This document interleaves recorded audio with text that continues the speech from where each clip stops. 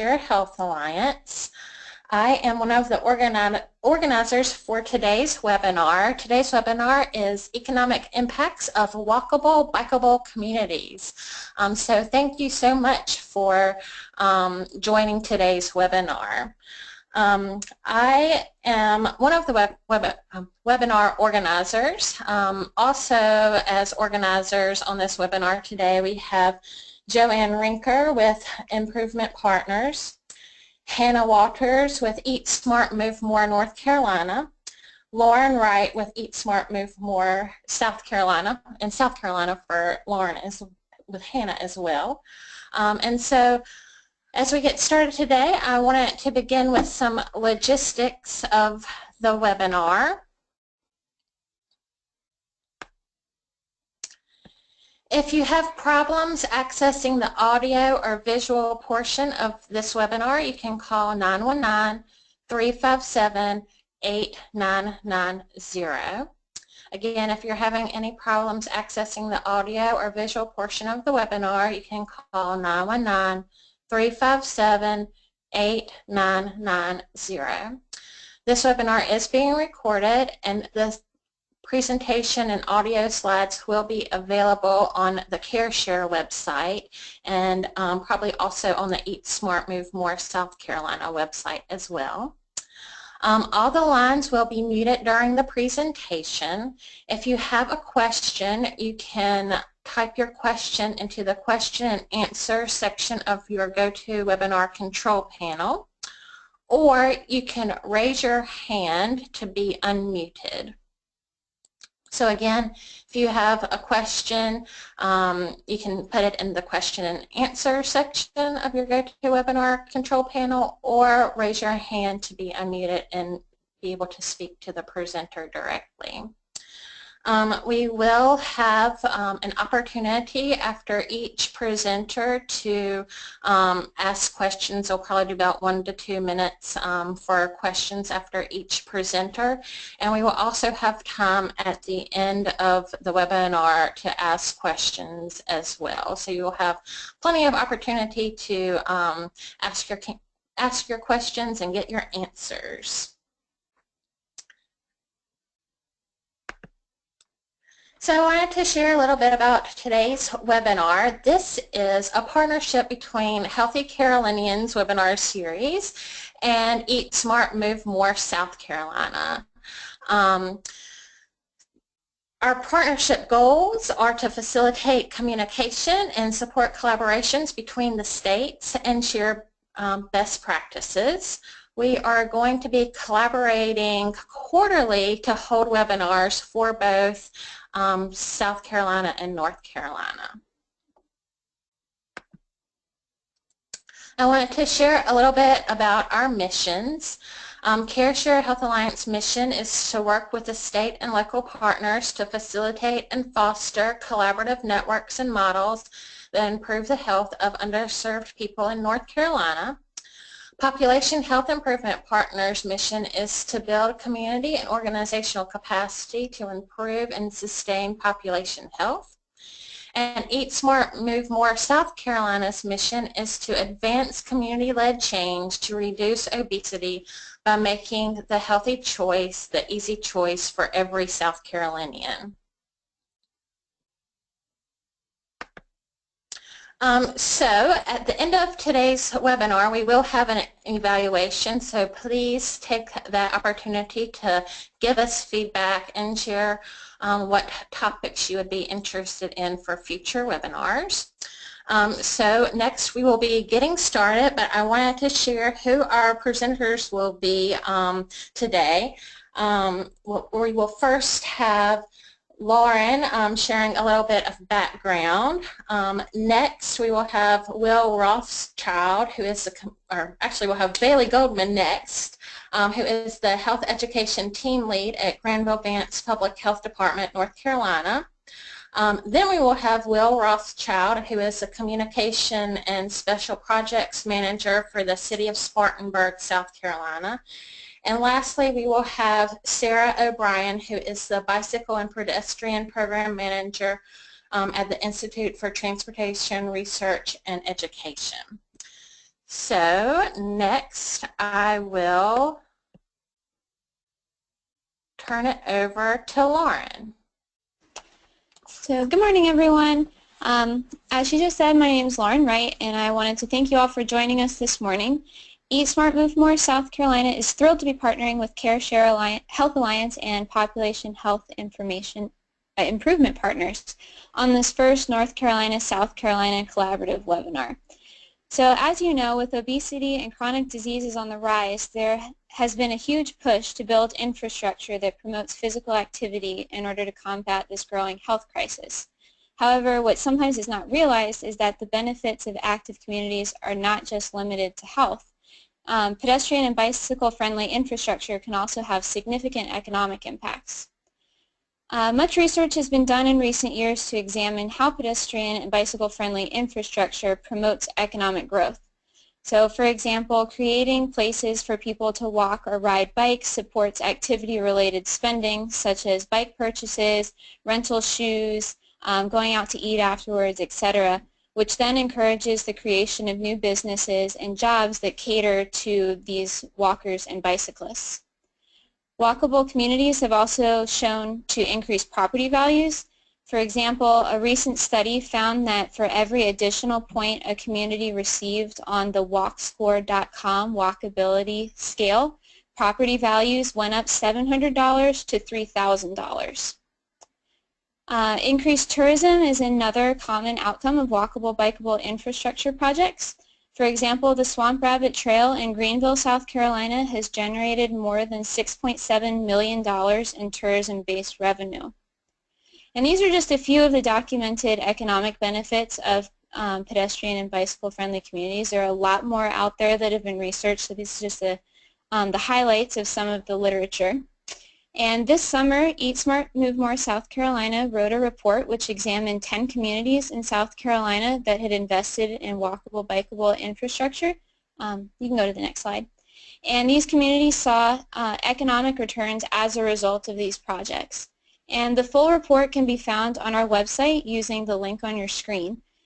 Today we're going to talk to one of the communities featured in the report and 2 other communities in North Carolina to hear more about their projects and the results that they've seen.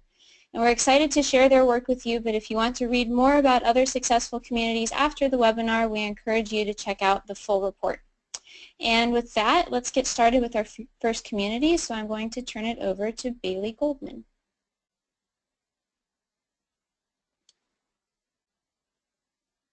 Hello, everyone. I am happy to be with you all today. Again, my name is Bailey Goldman. I lead the health education team at Granville Vance Public Health, and I'll be talking to you today about the Granville Greenway system, which is really the wonderful work of Jackie Sargent, who's actually currently the mayor of Oxford, but was the health education supervisor here at Granville Vance Public Health for many years. And you can see her smiling and proud face there in the middle picture, pointing up to the sign that is designating the path in downtown Oxford as an East Coast Greenway connector. So that was a big moment for her. So I wanted to give an early plug for Jackie and all of her great work.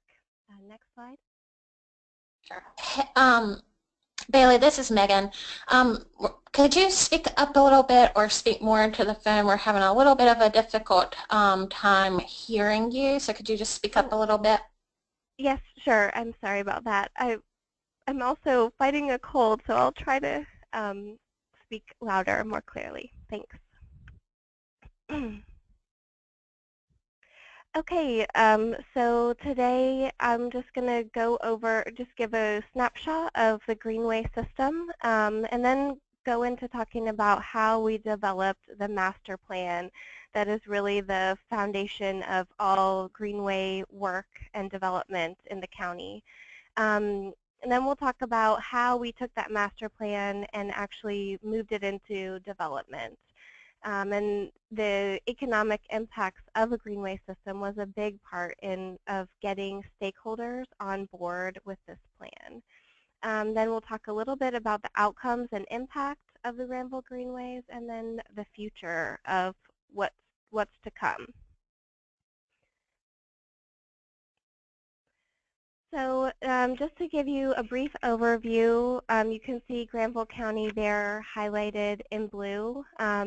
We are designated Tier 2 county, which means we are rural and limited resource area, not the most low resource, but kind of there in the middle.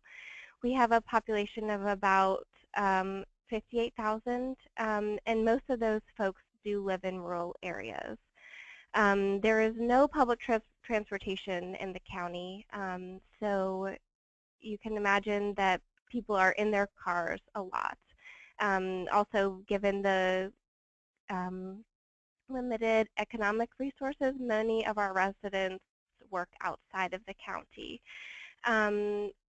Also, the impetus for the greenways being started was actually the 2002 Community Health Assessment Report. Granville County has consistently ranked above the state averages for overweight and obesity and chronic disease outcomes for adults.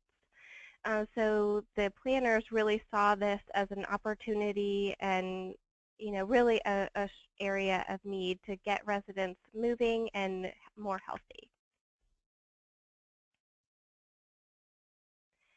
So the Granville Greenways includes the trail system and then also policy change. So for the trail system, the master plan that was developed proposed over 130 miles of trails that would have loops in key areas around the county, and then also connect between Durham and the Virginia line through the East Coast Greenway. There are 23 proposed corridors and connectors to key areas of interest and residential areas. And then through that plan, we have developed 12.3 miles of sidewalks and multi-use paths to create communities that are more pedestrian and bike friendly. Recently, we have also received funding for a greenway to connect Butner and Creedmoor, which are two of the municipalities in the county. And this would allow for a greater opportunity for residents to use greenway systems for recreation and then also to get to key areas of interest. The policy change aspect was also a very important part of the master plan. Getting pedestrian plans adopted by all 5 municipalities so that people are considering these aspects of health and safety in all policies, and similarly for the bicycle plans.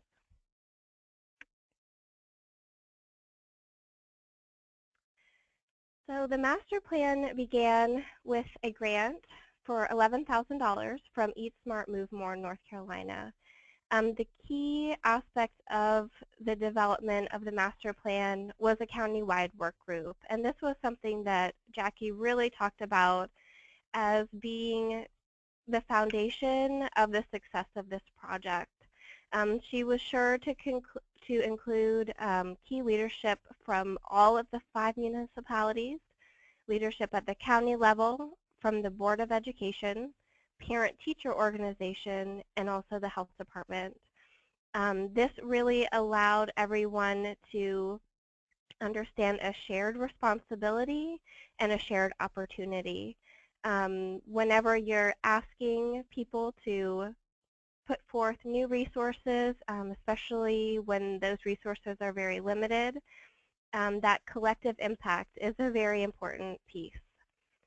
So through the Greenway Master Plan development, they engage stakeholders to map and assess all utility and rail easements for use in the greenways. They surveyed and listened to residents to hear where they wanted the greenways to be located and what was most appealing to them as far as what would make them use the greenways. They also developed an assessment tool for developing greenways so that they could be safe and consistent throughout the county.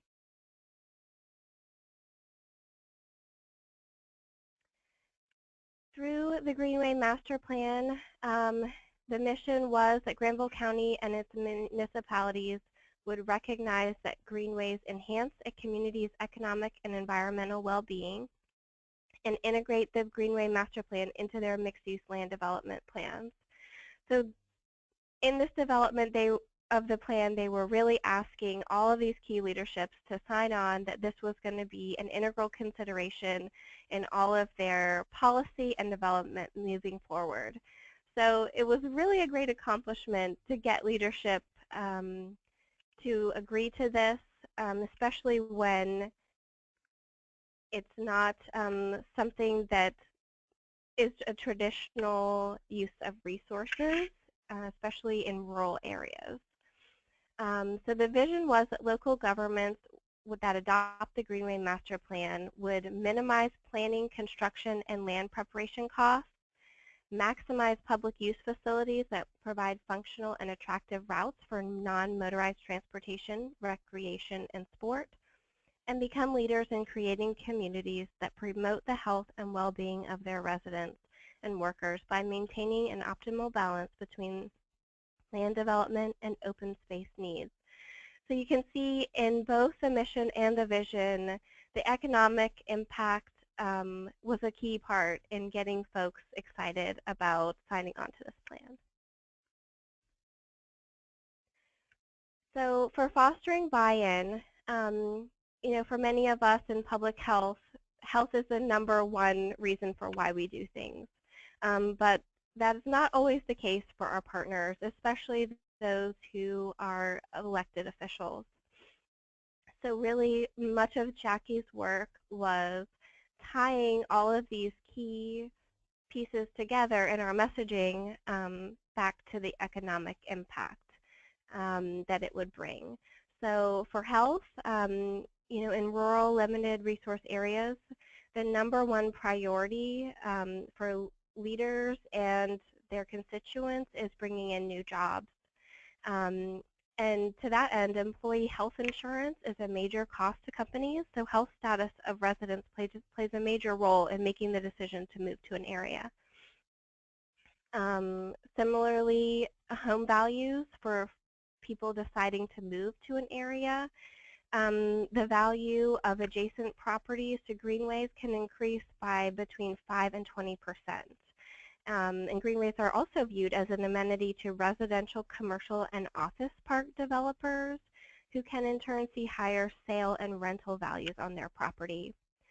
In addition, transportation is impacted by greenway systems. The Federal Highway Administration shows that 2/3 of all vehicle trips are less than 5 miles, and most residents are willing to walk up to 2 miles to their destination.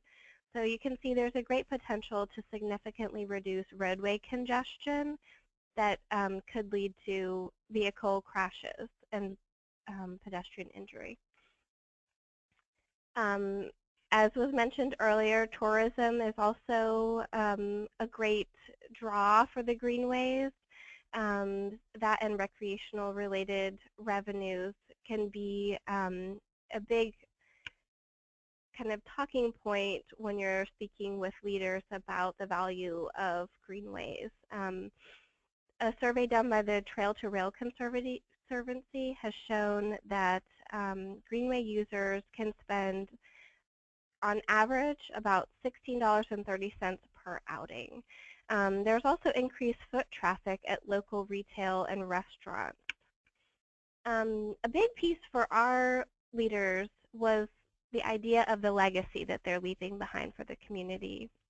That was something that they all spoke about after signing on, but it was interesting to reflect on in the beginning and how we may frame messaging going forward. But they really talked about building a stronger community that is more healthy and more economically stable. And of course, we all appreciate the environmental benefits of a greenway system. When green space is preserved along streams, it supports flood prevention and improved water quality, which in turn is a prevention for costs to the counties and municipalities. Next slide.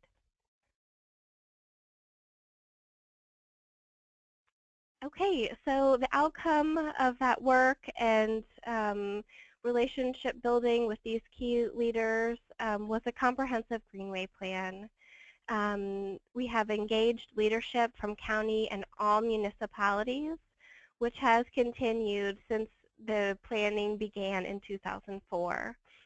And we have been designated an East Coast Greenway connector with significant trail passageway through Granville County. Next slide.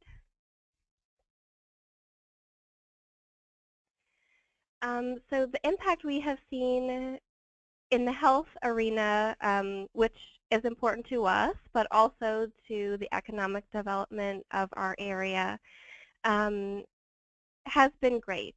As I mentioned, Granville County has always had higher rates of adult obesity and overweight and chronic disease.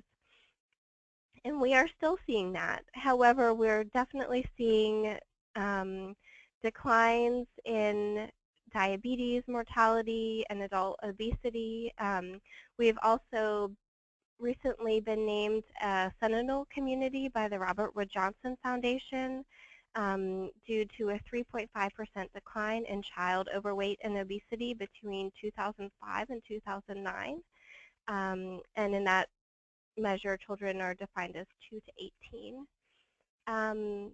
We've also seen that today in our most recent community health assessment, about half of adults are getting the recommended amount of physical activity, whereas in 2003, before the greenways were in place, 65% of adults did not meet recommendations of physical activity, and 30.6% were getting no leisure time activity. Today we see about 88% of adults engaging in at least 1 day a week of moderate physical activity. And we do know that even that can have a significant impact on health. So that was exciting to see.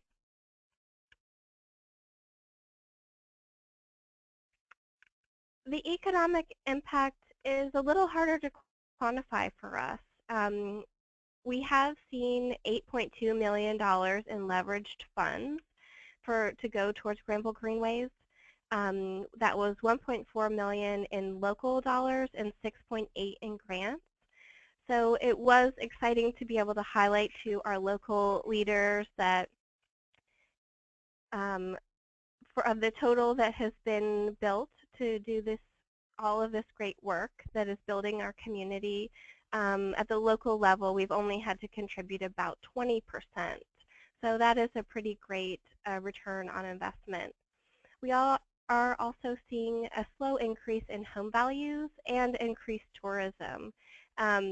Just on a side note, it's great to see often in the newspapers whenever there's a festival, it always seems that people who are biking through on the Greenway system are highlighted in the pictures on the front page. I think it's a real point of pride for our community that folks are coming in from all across the county and state to enjoy Granville County, and the reason they're doing that is because these trail systems are available. I did also want to mention just again a challenge of the rural context. Despite best intentions and all of the work that has gone into this and the passion across the county to make this a success, our limited resource and capacity really push evaluation by the wayside. And in turn, we have a more limited ability to share the impact of what we've done. So that is definitely an opportunity that we hope to grow. Next slide. So next steps. We want to increase the use by younger demographics through trails that connect living areas to shopping and food centers. And we also want to facilitate commuter use by building trails between residential areas and major employers. These are key aspects of the Butner-Creedmoor Trail. So we were hoping to be able to demonstrate that within the not too distant future.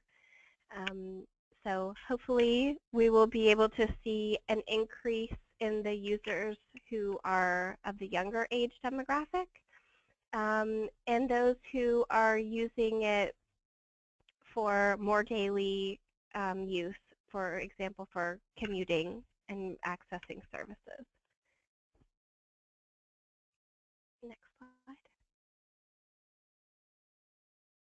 And so that's the end of my presentation. Again, I just want to really highlight that this effort started with Jackie Sargent, our former health education supervisor, and it really just is a perfect example of the power of one to really create a ripple effect that impacts huge change both in health and the economy of a community.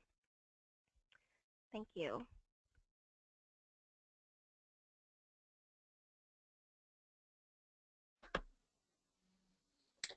So this is Megan. We've got a question, Bailey. How many miles of trail are completed now? So we have just over 4 miles of trail that have actually been completed. It's over. We've also done a lot of sidewalks and mixed-use trails so that folks are kind of in more populated areas. Being rural, when we're in the planning, trying to create systems to places of interest, it generally puts us through already used areas. So trying to create safe walking areas on roadways was, I guess, the first priority. But we are, with the Butner-Creedmoor Trail, that would add new trail mileage. But right now it's just over 4 miles of new trail. How did the county raise the 20% of funds locally?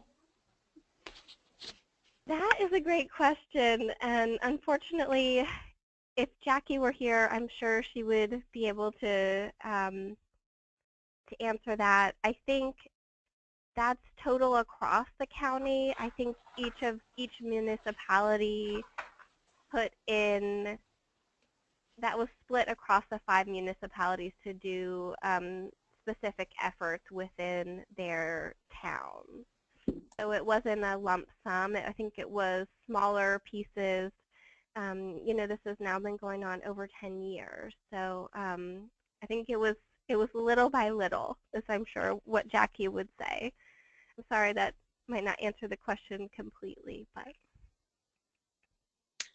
So we'll do one more question and then we're going to turn it over to the next presenter.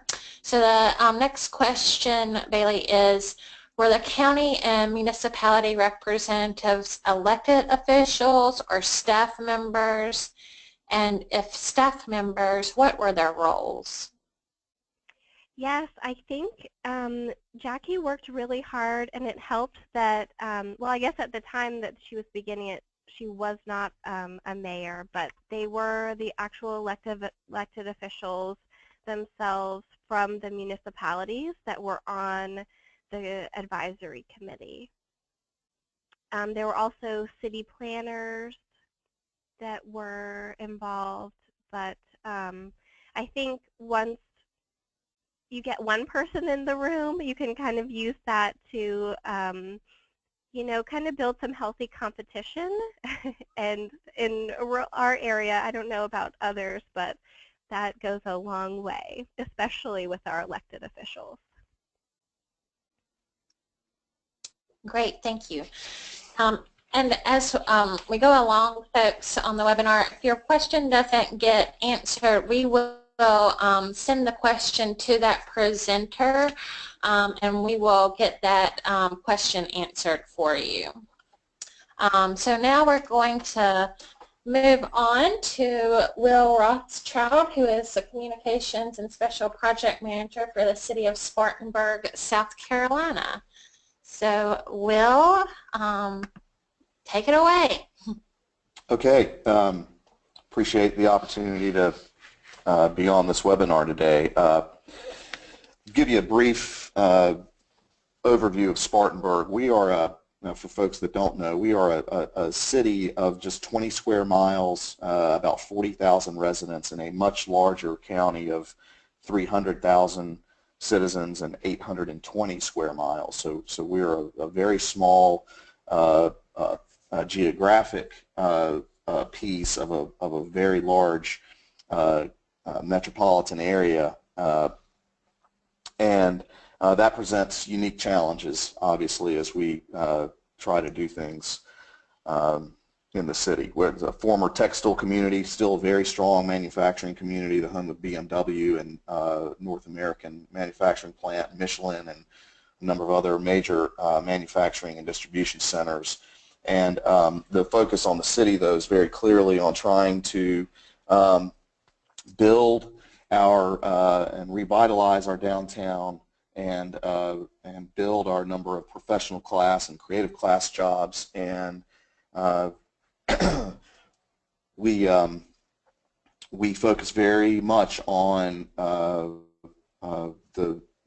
making the city and making downtown especially as walkable and bikeable as possible. And I'll get into a lot of the reasons why that has been able to happen and why we focus on it so much.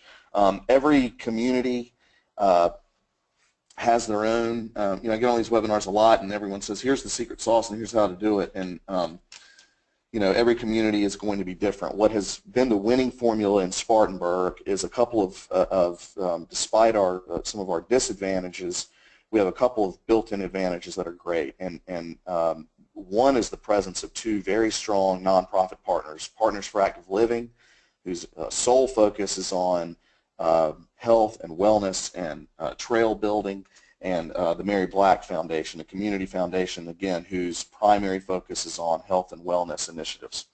The other thing that has really worked for us in moving the dial has been when we shifted our message coming out of City Hall toward one of investing in these kinds of projects is economic development focus. A lot of people can understand investing, the kinds of investments that you have to make out in the county, for instance, when you want to lure a new manufacturing plant. They understand the economic imperative of investing in new interstate interchanges and big water and sewer lines and those kinds of things, road widenings, etc. The kind of economic development investments in a city, and especially in a downtown, are streetscaping, and widened sidewalks, new lighting, trail connections. And so once we started more effectively making that case, the community really got behind understanding why public dollars ought to go to these types of things. And when we sit down and talk to businesses who want to invest, open a business, open an office, expand an office, relocate to our downtown, the first questions we get aren't about tax structure. It's not about, it's about how are you going to help us lure the workforce that we need. And the workforce that we need today, especially the younger folks, they want to know that they can live downtown, work downtown, and that they don't have to get in their car to go everywhere. And so these projects are essential in moving the ball forward. So this first slide here just shows how we talk about the economic power of downtown Spartanburg, and we have really started to gain a lot of momentum the last about 3 or 4 years, and that happened side with millions of dollars that have been allocated by the city and leveraged from other sources to really improve the connectivity downtown with a series of streetscaping projects, and we'll kind of walk through some of those individually. Next slide, please. So this isn't a great picture, I know, hard to see, but the first project that really started to open people's eyes here in Spartanburg about the power of making smart investments with your infrastructure downtown to enable people to walk and bike where they want to go was our Central Square, Morgan Square, right in the heart of downtown. In 2005, this overview shows you what it looked like. It was still basically a parking lot with some hardscape. If you'll slip on over to the next slide, this is what it looks like today. We turned it into, got rid of the parking and turned it into more of what you would expect to see in a central square downtown. And today there's events on that square almost every night, from live music to there's lunchtime yoga to, I mean, you name it. Stuff is happening all the time on the square. And there was a lot of angst and consternation on the part of some downtown business owners about the fact that we were going to lose all that parking. But it has been very successful. It was about a $3 million project that really opened people's eyes to what a dynamic downtown could be, and what a downtown that is focused on people living and moving around on their feet rather than driving everywhere can look like, and the economic advantages of that. And so a lot of those buildings that you see overhead that are on a line either side of that square, a lot of those buildings in 2005 were vacant. Today they're all filled and thriving, number of restaurants and retailers, and it's been exciting to see. And so that predated, that was kind of an early-in project, if you want to put it that way, that opened folks' eyes and led to significantly more investments in a more comprehensive plan that we're in the middle of right now. Sorry, next slide, please. So here's, and that price tag there is actually $2.5 million. I know that this slide might be difficult to read. The writing's pretty small, but back in 2014, our council committed $2.3 million. Like I said, it's actually grown now to $2.5 million toward a bucket of 8 individual streetscaping, pedestrian, bicycle access projects downtown. And none of the 8 are obviously, if you have 8 projects and $2.5 million, you can do the math. None of the 8 are individually all that big in terms of scope or expensive. But the cumulative effect of doing 8 is going to have it's going to be significant, and it's going to really change the way people are able to move around downtown, and the kind of foot traffic and connectivity between different major activity centers downtown, the way they're able to flow much better than they are today. Next slide. So here's the first one, and I apologize for not having a before picture, but this is Wall Street, and it's a short, it's not even really a full block. It's a short street downtown, right between the square that you saw and Broad Street, which is a major east-west arterial street downtown. And before this project, Wall Street was a regular street open to vehicular traffic, had some parallel parking on the left side there up against that building with the sort of the brown stucco look. And we turned it into a festival street. So there are removable bollards at each end of the street so that it could be open to vehicular traffic. We have a farmer's market there on Wednesday afternoons. I think actually this is a picture of a day where there is a farmer's market. You'll see the tents down at the end of the street, so vans and trucks loading or unloading can access the street. But most of the time those bollards, which are actually bike racks that can be lifted out, stay in, and so it's a pedestrian street. We can have events there, on and on. And so the building that you see on the right, the brown brick building with the red umbrellas out front, that building did not exist. That was basically a parking lot, a small parking lot that the city owned.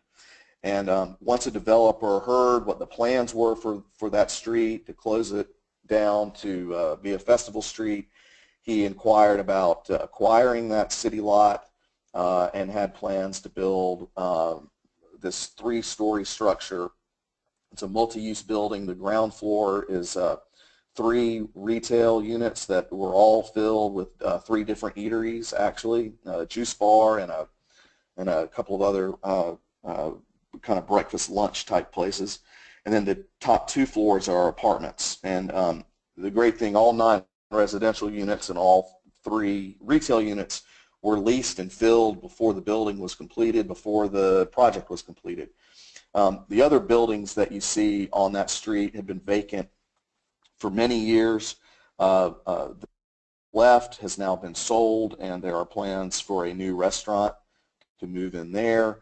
And the little pink building that you see has been recently acquired and is actually under renovation right now, and it's going to be a multi-use building with a restaurant and some apartments. So wildly successful, a great example of public investment leading to significant private investment. Here was actually the third of the 8. The second project, I didn't include a slide for it, but I'll talk about this one because this is our most recent one that was just wrapped up in August. And Magnolia Street actually is Wall Street and Magnolia Street are actually the same street. On one side of Main, it's called Magnolia. On the other side, not sure why, but it is what it is. So Magnolia Street was what we did here. The sidewalk that you see to the left, on the left-hand side, was a very narrow sidewalk, and it had street trees in the sidewalk. So literally 2 people. It wasn't wide enough where the trees were for 2 people to walk side by side, and the trees were up so close to the facades of those buildings that you could not see. You couldn't really see the facades, couldn't see signage, etc. And so what we did was we widened the sidewalk, the length of that block, and then in addition, you'll see sort of some bump outs about midway down the block in 4 places. And so that's going to provide for even more patio seating, sidewalk seating for the businesses on that street. Get the trees out. We've replanted the trees, but got them out away from the facade, new lighting. And if you see the building there with the maroon awnings, there's an empty lot right in between, right next to that. And that, I should have included an updated picture, but there's a new building that's going up in that lot, which had been vacant for a while. And that's going to be a new restaurant with a rooftop bar. And we're really excited about that multi-million-dollar investment that, again, is following this private investment. The great thing about this is, again, making that block more walkable, connecting it to the festival street that you just saw, and all of that is adjacent to Morgan Square. And so the ultimate goal is to have this very walkable, very great pedestrian experience right in the heart of downtown. And so far it seems to be leading to a lot of people taking a new look at some of these long vacant buildings and parcels and investing in them. So we're excited so far about the results. Next slide. One of the things, and I'm just throwing this in there as just something else to think about when you do some of these streetscaping projects and in an urban setting especially. Street trees, the urban environment, the downtown environment is very, very difficult for trees.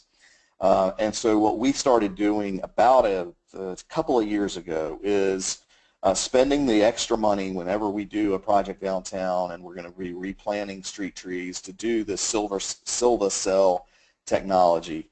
And basically what it is, these are it keeps the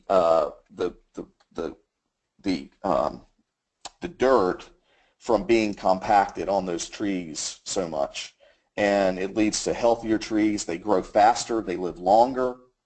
Costs a little bit of extra money, but by allowing the roots to spread out and not become compacted, you get much better results. And trees are hugely important when you're doing these pedestrian and bicycle projects downtown. You need the shade.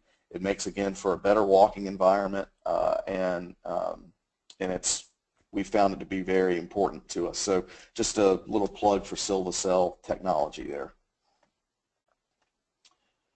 Where are we going? We've been working on downtown.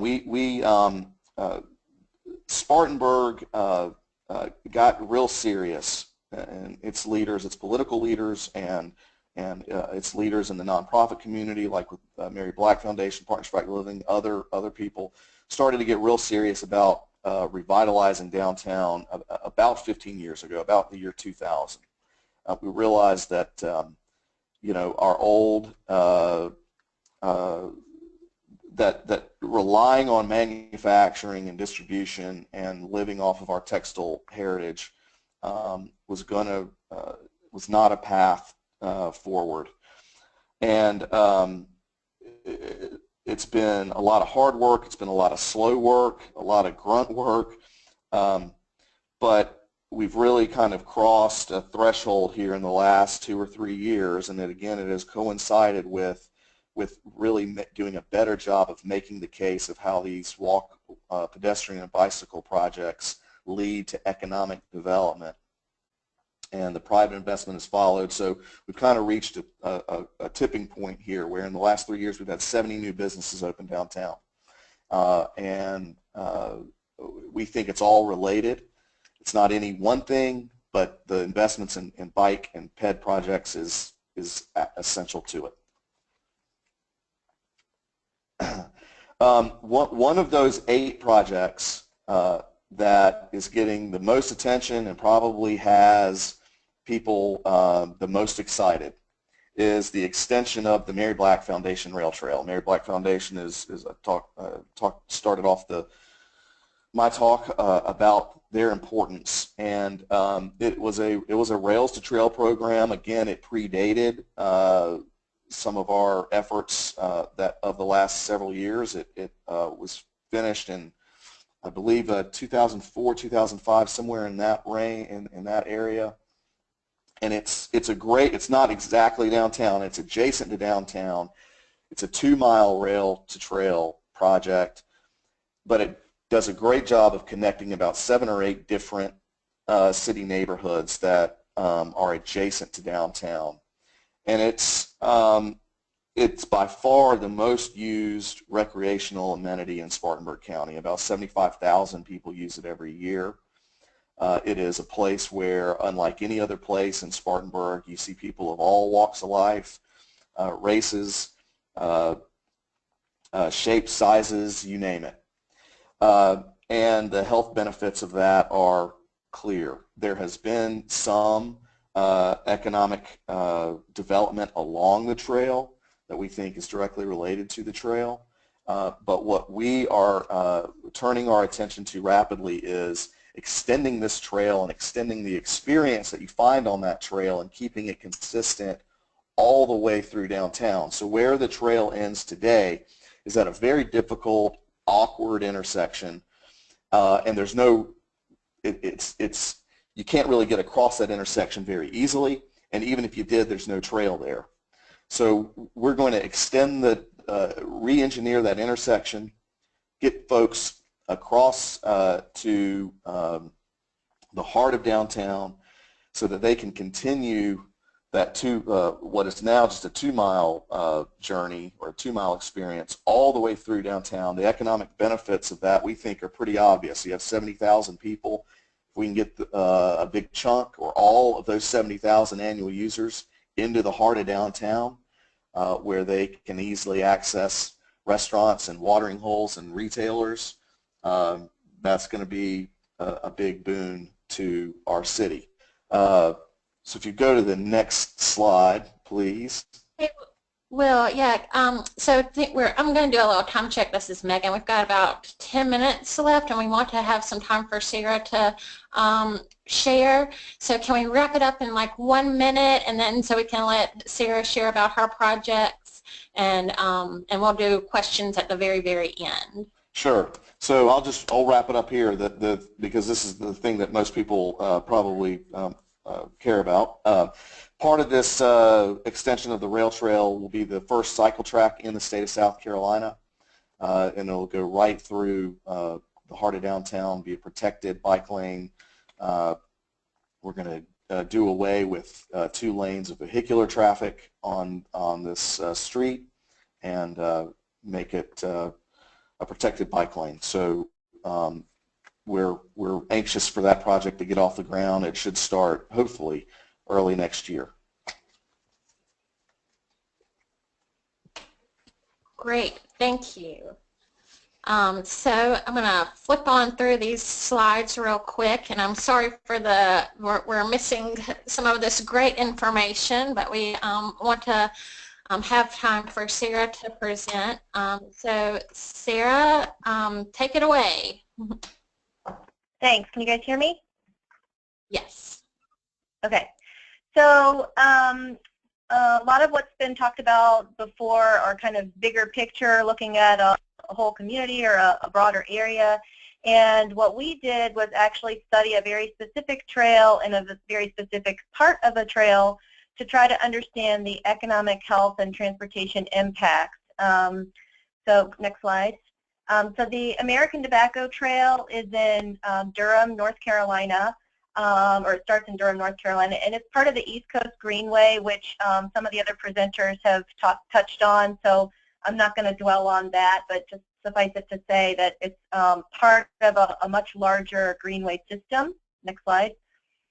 So the American Tobacco Trail is 22 miles long, and in 2013, when we started our project, it was actually 2 separate segments shown by the red line there, and then what was being joined is the green line. That was our study area, and essentially it was the installation of a pedestrian bridge going over Interstate 40, which was a huge barrier to people being able to access, one side of the trail to the other.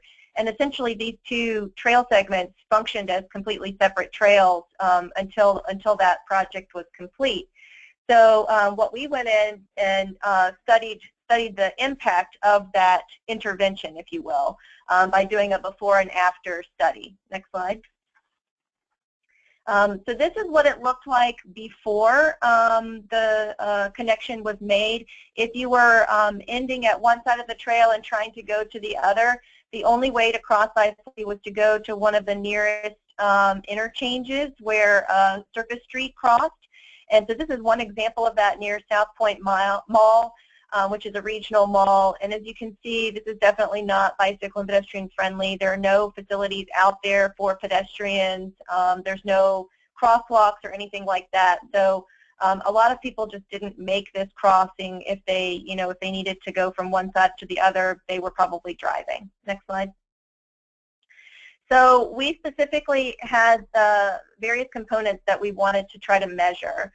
We wanted to look at the health effects, the transportation changes, and what the economic contribution was from the bridge going into place and how that maybe changed people's behaviors or usage of the trail.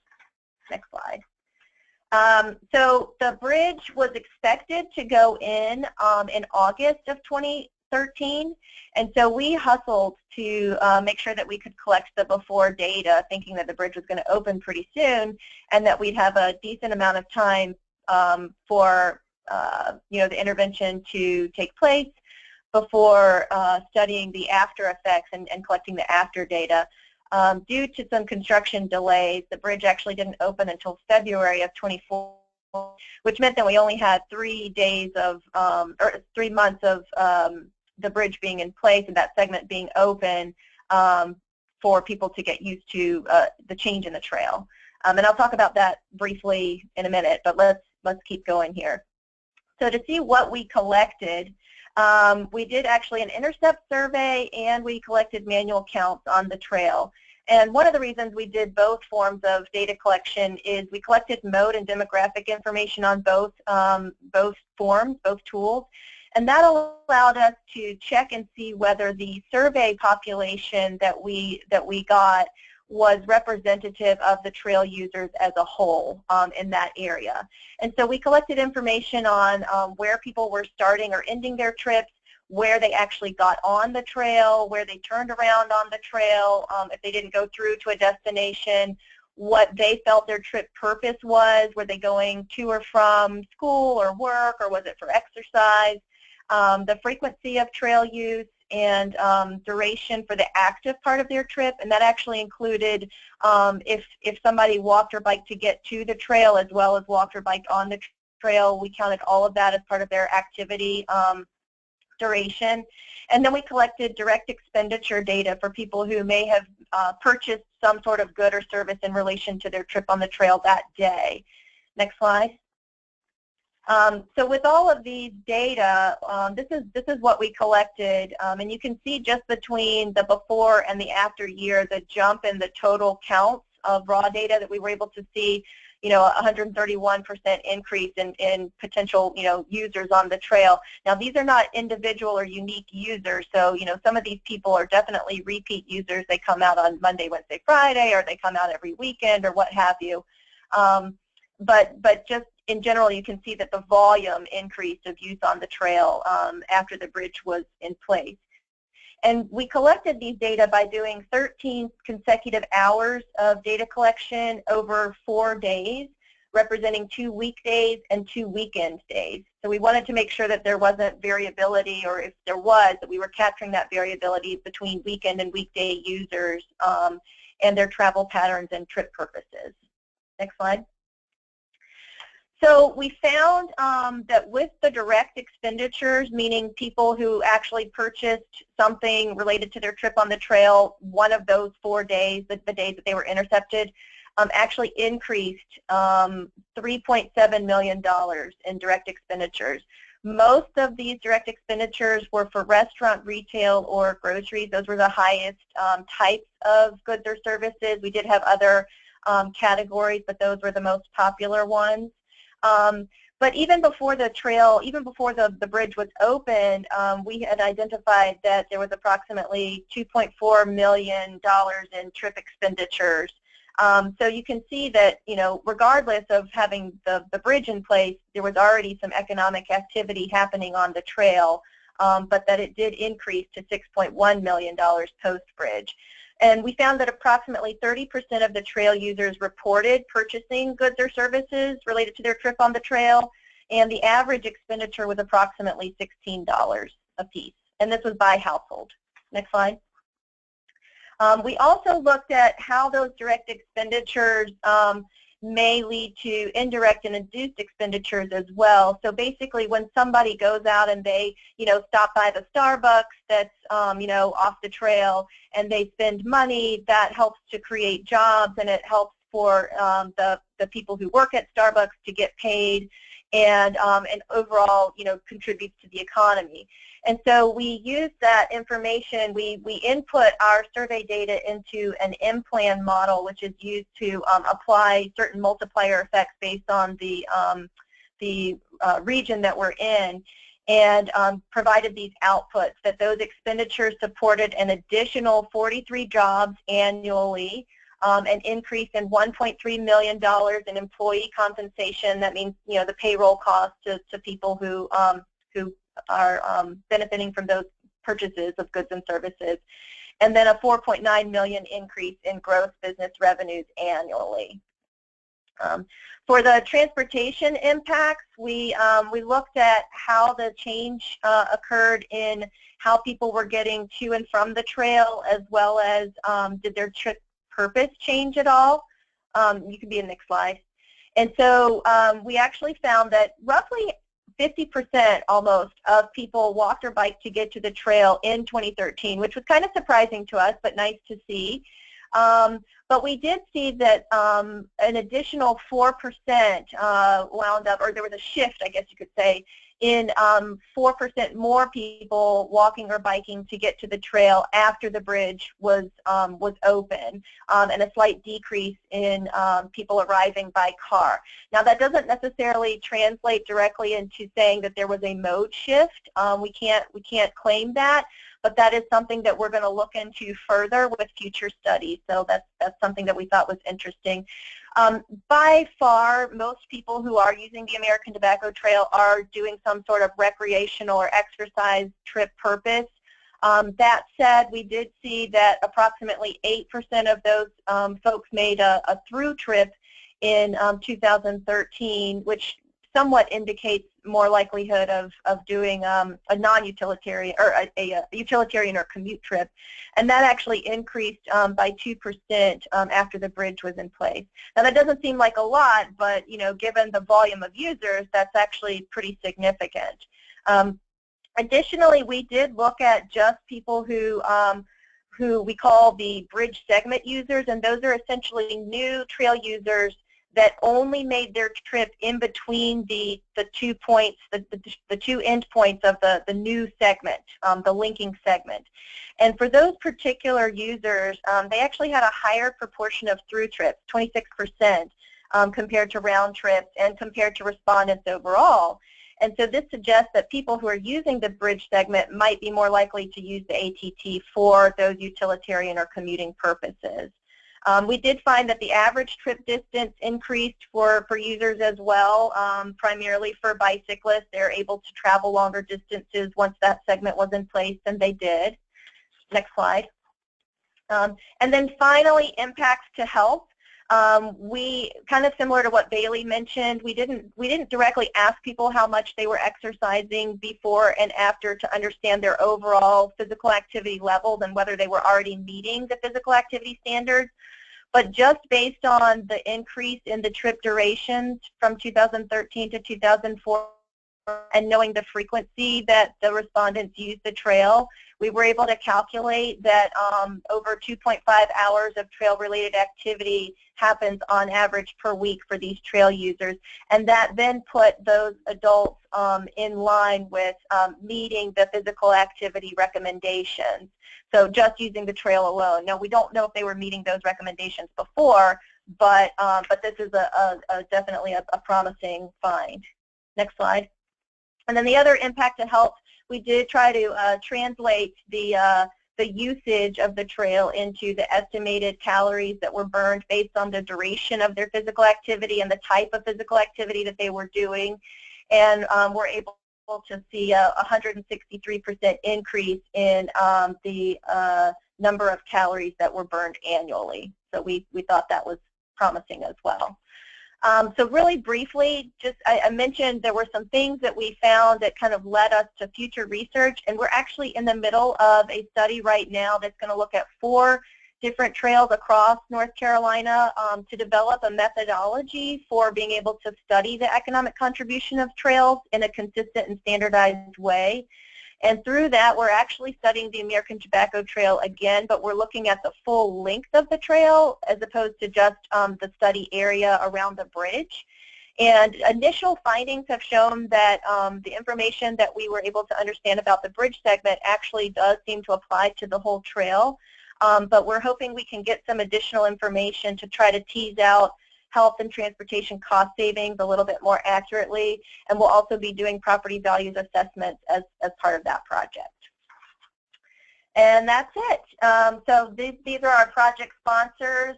Just to let you know, there were actually a conglomeration of folks who went in to help fund this study.